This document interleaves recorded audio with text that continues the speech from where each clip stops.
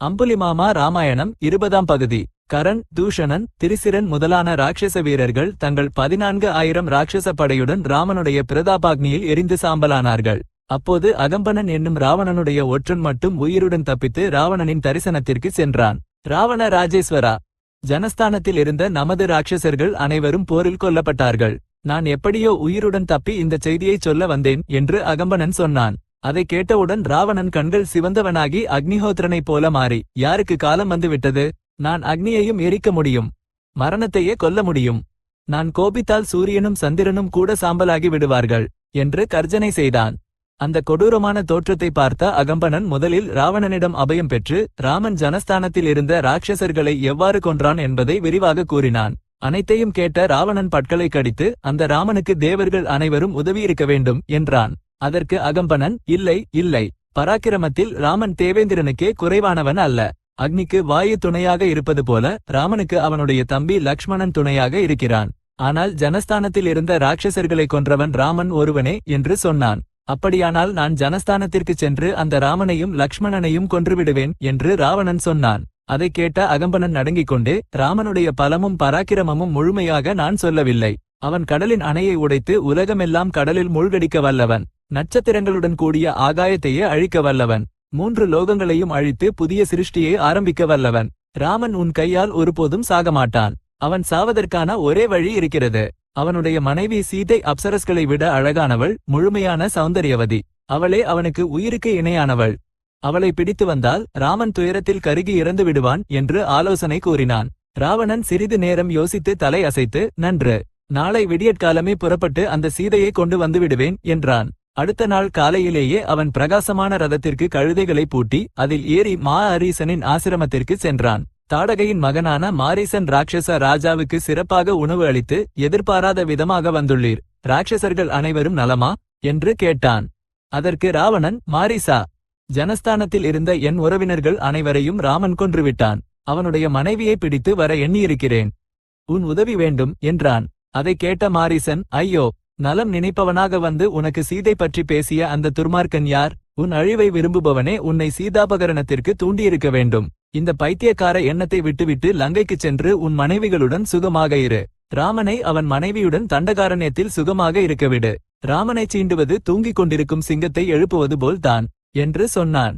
மாரீசன் இவ்வளவு கூறிய பின் ராவணன் தன் திட்டத்தை விட்டுவிட்டு லங்கைக்கு திரும்பிச் சென்றான். இதற்கிடையில் சூர்ப்பனகையும் லங்கைக்குச் சென்றாள். நிறைந்த அரசவையில் அமர்ந்திருந்த ராவணனிடம் சென்று கடுமையான சொற்களால் பேசினாள். போகலாலசனாக மயங்கி உன்மேல் வந்து விழும் பேராபத்தையும் கூட அறியாமல் இருக்கிறாய். உன்னைவிட பச்சிலம் குழந்தைகளே மேல். ஜனஸ்தானத்தில் ராமன் முனிவர்களின் வேண்டுகோளின்படி உன் ஆட்கள் அனைவரையும் கொன்று தண்டகாரண்யத்தில் ராட்சச பூச்சியே இல்லாதபடி செய்தபோதும் அதை உனக்குச் சொல்ல உளவாளிகள் கூட இல்லை. நீ இனி என்ன அரசாட்சியை நடத்தப் போகிறாய்? நீ விரைவிலேயே அழிவடைவாய் என்று சொன்னாள். இந்த வார்த்தைகளை தாங்க முடியாத ராவணன் கோபத்துடன், அந்த ராமன் யார்? எங்கிருந்து வந்தவன்? எப்படிப்பட்டவன்? எவ்வளவு பராக்கிரமம் உடையவன் என்று சூர்ப்பனகையை கேட்டான். அதற்கு அவள், ராமன் தசரதனின் மகன், ஆஜானுபாகு, நவமன்மதன். அவன் போர் செய்வதை நான் கண்கூடாக கண்டேன். மழையைப் போல அம்புகள் விழுந்ததை மட்டுமே நான் பார்த்தேன். அவன் அம்புகளை எடுப்பதும் ஏற்றுவதும் விடுவதும் எனக்கு புலப்படவில்லை. ஒரே கணத்தில் 14,000 ராட்சசர்களை கொன்றான். பெண் என்பதற்காக என்னை கொல்லாமல் அவமானப்படுத்தி அனுப்பினான். ராமனின் தம்பி லக்ஷ்மணன் கடுமையானவன், மிகுந்த பலசாலி. அவன் அண்ணனின் வலது தோள் போன்றவன்.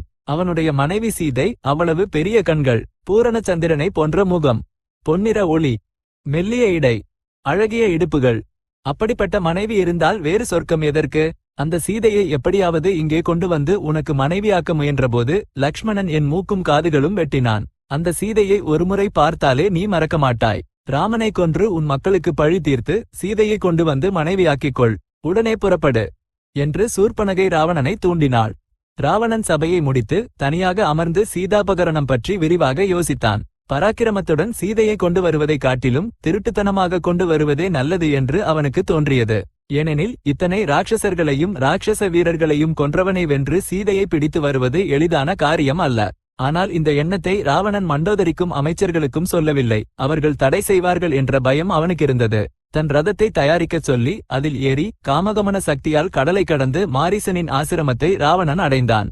மாரீசன் அவனுக்கு விருந்தோம்பல் செய்து, இவ்வளவு சீக்கிரமே மீண்டும் வர காரணம் என்ன? லங்கையில் அனைவரும் நலமா என்று கேட்டான். ராமனை மன்னிக்க முடியாது.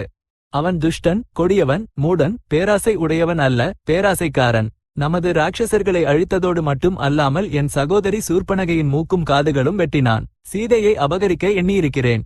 உன் உதவி வேண்டும். நீ பராக்கிரமம் உடையவன், யுக்தியில் தேர்ந்தவன், மாயைகளை அறிந்தவன். நான் சொல்லப் போகும் உதவியைச் செய். வெள்ளி புள்ளிகள் கொண்ட பொன்னிற மான் வடிவம் எடுத்து ராமனின் ஆசிர மாகத்தில் சீதைக்கு கண்ணில் படுமாறு சுற்று. உன்னை பிடித்து வரச் சொல்லி சீதை ராமனையும் லக்ஷ்மணனையும் நிச்சயம் அனுப்புவாள்.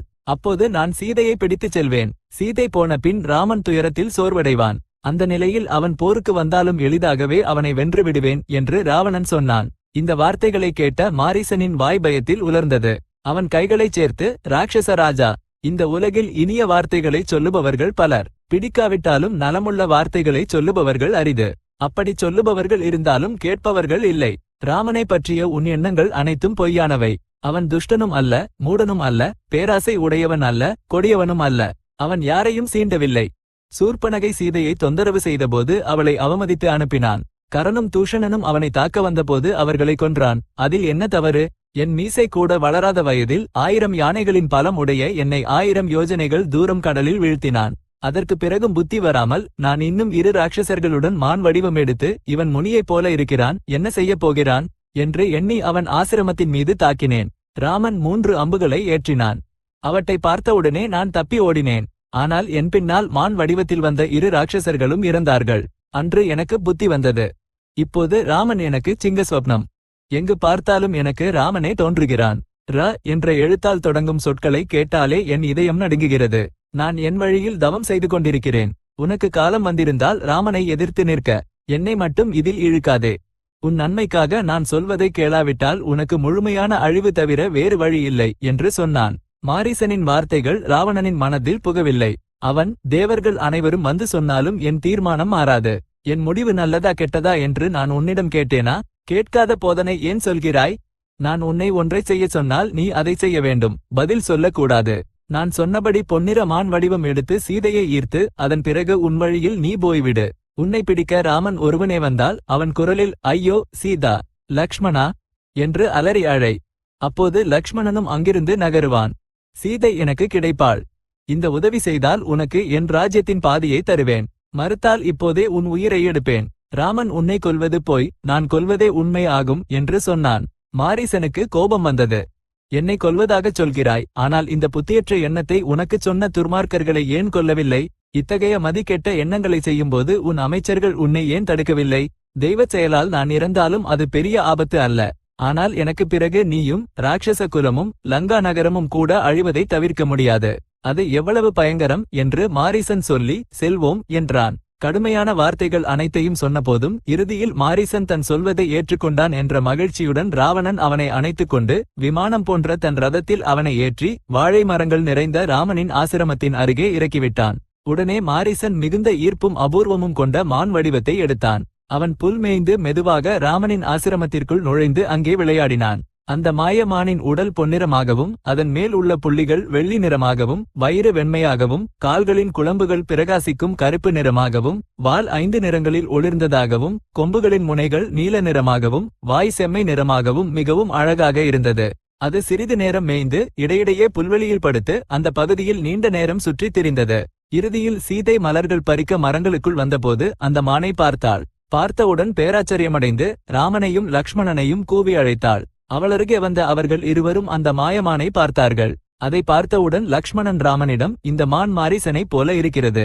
அவன் மாய வடிவம் எடுத்து வேட்டைக்கு வந்த அரசர்களை உண்டவன், பல முனிவர்களையும் உண்டவன். இப்படிப்பட்ட மான் எங்கும் இல்லை என்று சொன்னான். சீதை லக்ஷ்மணனை அமைதியாக இருக்கச் சொல்லி ராமனிடம், அந்த மான் எனக்கு வேண்டும், அதை கொண்டு வா. அதன் அழகு எவ்வளவு அழகு! அதை உயிருடன் கொண்டு வந்தால் நம்முடன் அயோத்திக்கு அழைத்துச் செல்வோம். பரதனும் அத்தைகளும் பார்த்து மிக மகிழ்வார்கள். அதை உயிருடன் பிடிக்க முடியாவிட்டால் கொன்றாவது கொண்டு வர வேண்டும். அதன் தோலை நான் வைத்துக் கொள்வேன் என்று சொன்னாள். அம்புலிமாமா ராமாயணம் 20ஆம் பகுதி சம்பூர்ணம். இப்போதைக்கு ஸ்வஸ்தி.